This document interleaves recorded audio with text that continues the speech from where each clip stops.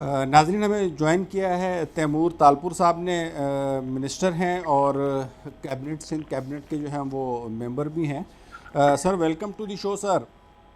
बहुत बहुत शुक्रिया जी, थैंक यू। सर ये हालात जो मौजूदा डेवलप हो रहे हैं और जिस तरीके से अदलिया से खान साहब को फेवर मिल रहा है, इसके ऊपर आपकी जमात का क्या मौक़िफ़ है?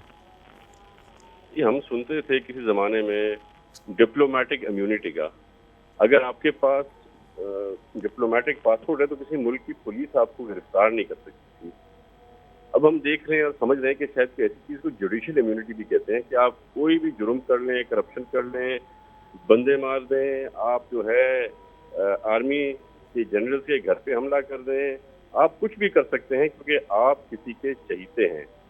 तो ये बहुत ही नाजायज़ी हुई है, बहुत ही बड़ी नाजायज़ी हुई है। कभी मेरे ख्याल से पाकिस्तान की हिस्ट्री में ऐसा डार्क एरा नहीं आया कि इस तरह से जुडिशरी ओपनली जो है किसी एक सियासी जमात के लीडर को सपोर्ट करे। और ये सब देख रहे हैं। मेरे ख्याल से जो नुकसान जुडिशरी ने अपना किया है वो हमारे सामने है। पर एक चीज़ की बड़ी मुझे खुशी हुई और मैं शुक्रिया अदा करूंगा पाकिस्तान रेंजर्स का कि एक लंगड़ा जो इतने महीने से चल नहीं रहा था उसे उन्होंने 1 घंटे में जो है जबरदस्त स्ट्रीट वॉक कराना शुरू करा दिया। इनसे बेहतर डॉक्टर मेरे ख्याल से दूसरा नहीं होगा। नहीं वो तो सही है सर, लेकिन वॉक कराना तो शुरू कर दिया, लेकिन जो ये जो इस्लामाबाद हाई कोर्ट के जो विजुअल्स देखे हैं उसमें वैसे लंगड़ा लंगड़ा के चल रहे थे खान साहब। जी, वो जब उनको याद आ जाता था कि वो उनकी टांग पे कोई ड्रामा करना है चोट का तो लंगड़ाते। फिर आपने बहुत से विजुअल्स ऐसे भी देखे होंगे तो बिल्कुल 360 डिग्री पे खड़े होकर जो है वॉक करके दिखा रहे हैं बगैर किसी झटके जमाले के। अच्छा, इसमें तो कोई शक नहीं है तैमूर भाई के जो है वो जो वाक़यात हुए हैं पिछले हफ्ते में वो मुल्क की सालमियत के लिए बहरहाल बहुत नुकसानदेह हैं। हमारे दुश्मनों को मौका मिला है इसके ऊपर हंसने का, मैं कहूँगा। लेकिन इसके बावजूद अगर आप देखें तो पाक फ़ौज ने जो है वो बड़ा जो है ना वो उसका मुजाहरा किया है रिलक्टेंट का। तो उस हवाले से आपका क्या कहना है? देखिए जी, एक तरह से तो अच्छा एक मुजाहरा है कि पाक फौज ने पाकिस्तानी किसी नेशनल के साथ कोई ज्यादती नहीं की। पाकिस्तानी फौजियों के साथ बड़ी ज्यादतियाँ हो गई कि उनकी गाड़ियों को पथराव किया गया, कहीं उनके घरों पे पथराव किया गया, हमले किए गए, पर उन्हें बड़ा रिस्ट्रेंट शो किया।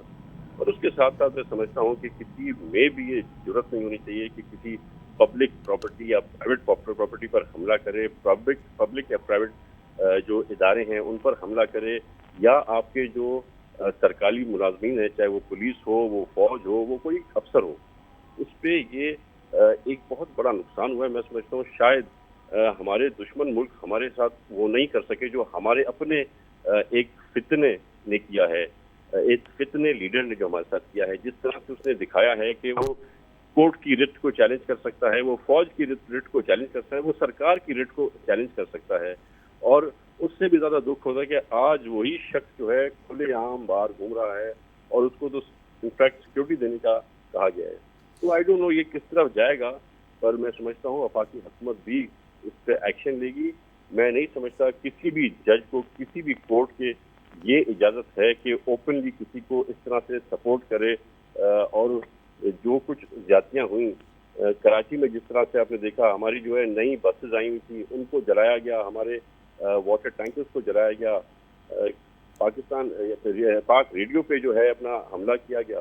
तो इनको हम इस तरह नहीं छोड़ेंगे। ठीक है, अगर मैं समझता हूँ कि इतनी कोई इनको इस लाडले की मजबूरी है तो मुझे नहीं पता कब तक इस लाडले को ये बचा सकेंगे। पर बाकी जो लोग इन्वॉल्व हैं उनको इंशाल्लाह ताला वन बाय वन पुलिस उठाएगी, सिक्योरिटी एजेंसीज उठाएंगी और उनको जो कानूनी तरीका होता है उससे उनको डील किया जाएगा। They will be dealt with an iron fist.